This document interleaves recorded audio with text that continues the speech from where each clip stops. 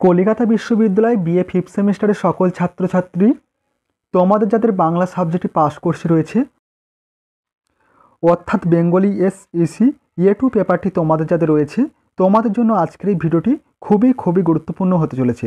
কারণ আজকের এই ভিডিওটিতে তোমাদের প্রিভিয়াস ইয়ারে আসা 2020 এবং 2023 সালের সম্পূর্ণ এসিকিউ কোশ্চেনের সমাধান নিয়ে আলোচনা করব। তাই সম্পূর্ণ ভিডিওটি তোমরা দেখবে।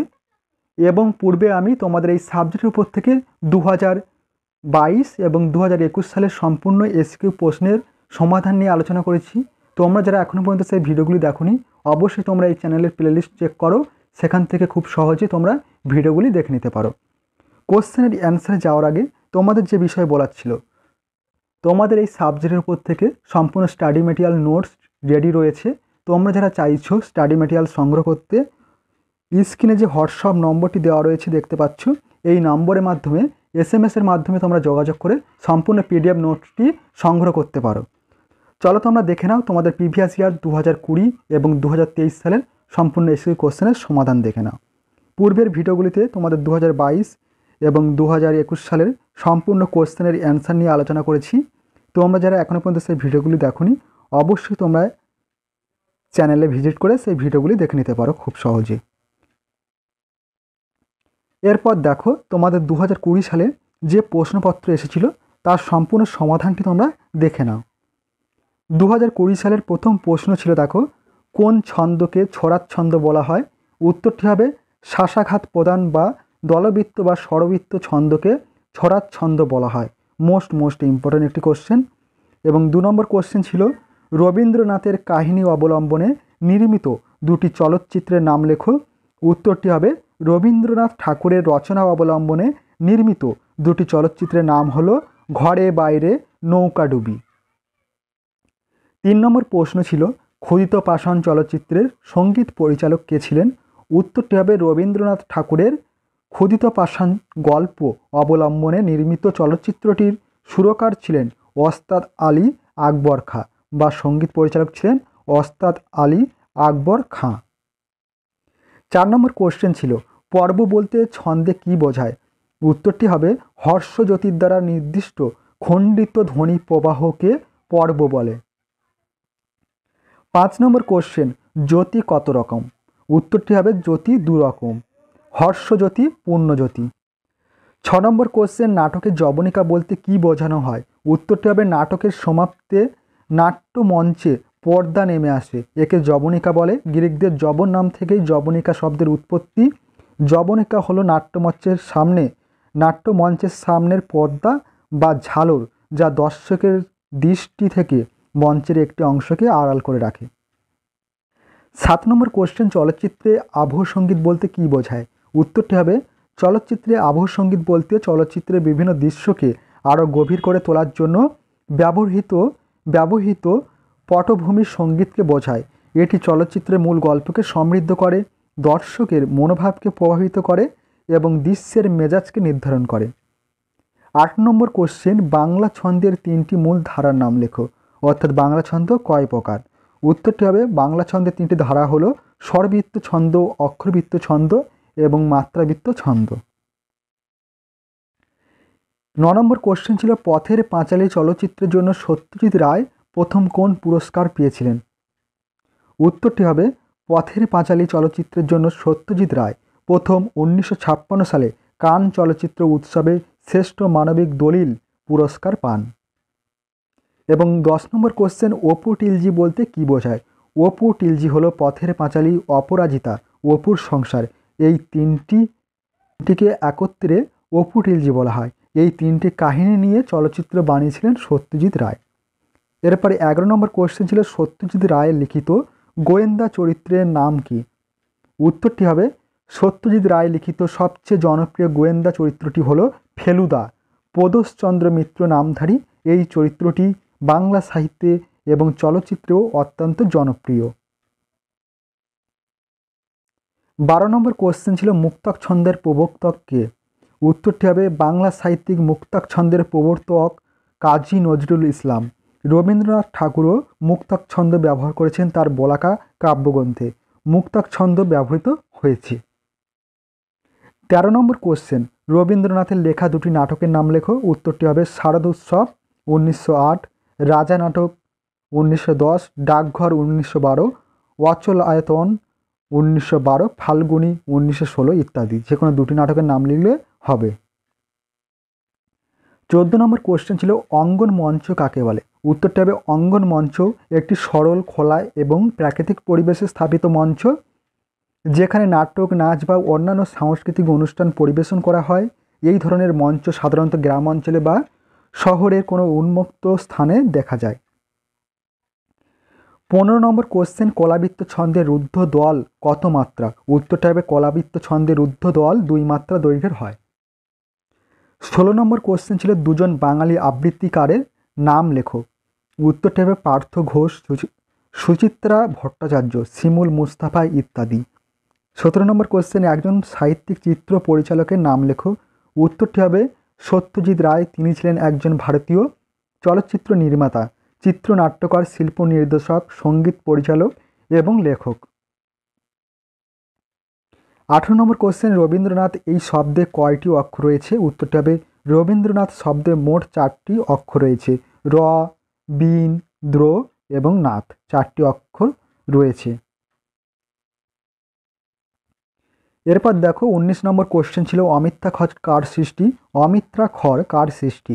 উত্তরটি হবে বাংলা কাব্যের বিশেষ ছন্দরূপ অমিত্রা খরের স্রষ্টা হলেন কবি মাইকেল মধুসূদন দত্ত। 20 নম্বর কোশ্চেন, নাটক থেকে চলচ্চিত্রে রূপান্তরিত একটি বাংলা চলচ্চিত্রের নাম লেখো। উত্তরটি হবে নটির পূজা। বাংলা চলচ্চিত্র রবীন্দ্রনাথ ঠাকুরের নটির পূজা 1926 নাটক থেকে রূপান্তরিত হয়েছে। 1932 সালে মুক্তিপ্রাপ্ত এই ছবিতে রবীন্দ্রনাথ ঠাকুরই পরিচালক ছিলেন। এরপর দেখে নাও সর্বশেষ ইয়ার 2023 সালের সম্পূর্ণ প্রশ্নপত্রের সমাধান দেখে নাও। 1 নম্বর কোশ্চেন ছিল কোন ছন্দকে মধ্যম লয়ের ছন্দ বলা হয়। উত্তরটি হবে কলাবৃত্ত বা ধ্বনি প্রধান বা মাত্রাবৃত্ত ছন্দকে মধ্যম লয়ের ছন্দ বলা হয়। 2 নম্বর কোশ্চেন, আবহ বলতে কী বোঝো। উত্তরটি হবে অভিনয় ও পরিবেশকে বাস্তব ও বিশ্বাসযোগ্য এবং আকর্ষণীয় করে তুলতে চলচ্চিত্র সঙ্গীতের নেপথ্যের শব্দকে আবহ বলে। কোনো গল্প, কবিতা বা উপন্যাসের পটভূমি, পরিবেশ বা মনস্তাত্ত্বিক অবস্থাকে বোঝাতে আবহ শব্দটি ব্যবহৃত হয়। উদাহরণস্বরূপ বলা হয়েছে রহস্যময় আবহে গল্পটি আরও রোমাঞ্চকর হয়ে উঠেছে। 3 নম্বর কোশ্চেন, আবৃত্তি চর্চার সঙ্গে জড়িত একজন প্রখ্যাত নাট্য ব্যক্তিত্বের নাম উল্লেখ করো। উত্তরটি হবে বাংলা নাট্য জগতে আবৃত্তি ও অভিনয় দুই ক্ষেত্রে সমান যোগদান রাখা অনেক শিল্পীরাই দেখা যায়। তাদের মধ্যে একজন বিশেষ উল্লেখযোগ্য ব্যক্তিত্ব হলেন শম্ভু মিত্র। 4 নম্বর কোশ্চেন, পথের পাঁচালী চলচ্চিত্র কবে মুক্তি পায়। উত্তরটি হবে পথের পাঁচালী ছবিটি মুক্তি পায় 1955 খ্রিস্টাব্দের 26শে আগস্ট। এর পরিচালক ছিলেন সত্যজিৎ রায়। 5 নম্বর কোশ্চেন, কোন ছন্দের রুদ্ধদল সবসময় 2 মাত্রা হিসেবে গণনা করা হয়। উত্তরটি হবে অক্ষরবৃত্ত ছন্দে রুদ্ধদল সবসময় 2 মাত্রা হিসেবে গণনা করা হয়।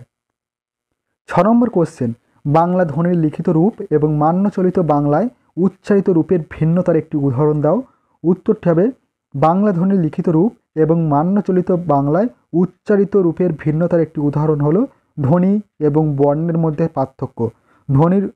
ধ্বনি হলো উচ্চারণ, বর্ণ হলো ধ্বনির লিখিত রূপ বা চিহ্ন। এরপর 7 নম্বর কোশ্চেন, বাড়ি থেকে পালিয়ে সিনেমার সঙ্গীত পরিচালক কে। উত্তরটা হবে বাড়ি থেকে পালিয়ে ছবিটির সঙ্গীত পরিচালক ছিলেন সলিল চৌধুরী। 8 নম্বর কোশ্চেন, অঘোষ ধ্বনি দুটি উদাহরণ দাও। উত্তরটি হবে যে ধ্বনিগুলি উচ্চারণকালে স্বরতন্ত্রীগুলি যথেষ্ট দূরে থাকে এবং বাতাসের নির্গমনের পথে কোনো বাধার সৃষ্টি করে না, তখন উচ্চারিত ধ্বনি আগেকার গাম্ভীর্য হারায়, তখন তাদের বলা হয় অঘোষ ধ্বনি। যেমন উদাহরণ রয়েছে ক, খ, চ, ছ ইত্যাদি।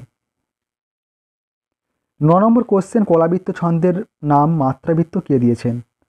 উত্তরটি হবে মাত্রাবৃত্ত ছন্দকে কলাবৃত্ত ছন্দ নাম দিয়েছেন প্রবোধচন্দ্র সেন। তিনি এই ছন্দকে সরল কলামাত্রিক নামেও ডাকতেন। 10 নম্বর কোশ্চেন, সত্যজিৎ রায়ের গোয়েন্দা ফেলুদা চরিত্রে অভিনয় করেছেন এমন দুজন বাঙালি অভিনেতার নাম লেখো। উত্তরটি হবে সৌমিত্র চট্টোপাধ্যায় এবং সব্যসাচী চক্রবর্তী। 11 নম্বর কোশ্চেন, ভারতীয় ছবিতে গানের শুরু কোন সিনেমায়। উত্তরটি হবে ভারতীয় ছবিতে গানের শুরু হয় 1931 সালে মুক্তিপ্রাপ্ত আলম আরা ছবিতে।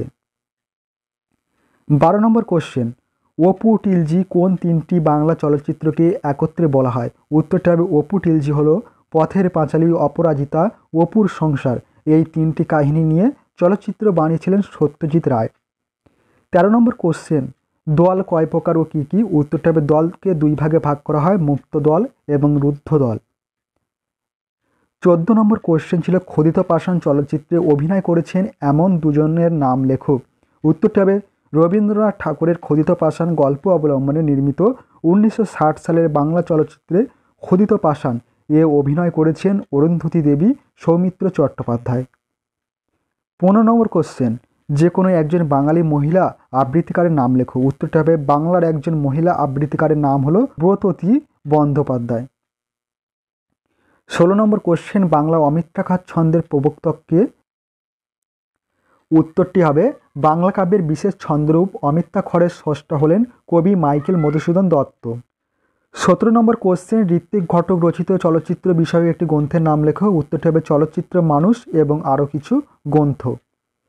এবং 18 নম্বর কোশ্চেন ছিল সত্যজিৎ রায়ের কোন চলচ্চিত্রটি কান চলচ্চিত্র উৎসবের শ্রেষ্ঠত্বের শিরোপা লাভ করেছিল? উত্তরটি হবে পথের পাঁচালী ছবিটি কান চলচ্চিত্র উৎসবের শ্রেষ্ঠত্বের শিরোপা লাভ করেছিল। 19 নম্বর কোশ্চেন, চারুলতা চলচ্চিত্রটি রবীন্দ্রনাথ ঠাকুরের কোন কাহিনী অবলম্বনে তৈরি করা হয়েছে? উত্তরটি হবে চারুলতা সিনেমাটি রবীন্দ্রনাথের নষ্টনীড় ছোট গল্পের চলচ্চিত্রায়ন, এই ছবিটির পরিচালনা করেছিলেন সত্যজিৎ রায়।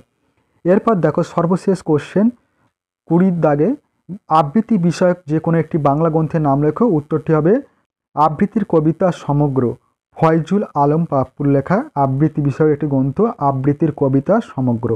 এই ছিল তোমাদের সম্পূর্ণ 2020 এবং 2023 সালের সম্পূর্ণ এসিকিউ প্রশ্নপত্রের সমাধান। তোমরা অবশ্যই কোশ্চেনের অ্যান্সারগুলি খাতায় নোট ডাউন করে নিও এবং ভালোভাবে প্র্যাকটিস করো। পূর্বে আমি তোমাদের বিগত 2021 এবং 22 সালের এসিকিউ কোশ্চেনের সম্পূর্ণ সমাধান নিয়ে আলোচনা করেছি। তোমরা যারা এখনও পর্যন্ত সেই ভিডিওগুলি দেখোনি, অবশ্যই তোমরা চ্যানেলে ভিজিট করে সেই ভিডিওগুলি খুব সহজে দেখে নিতে পারো।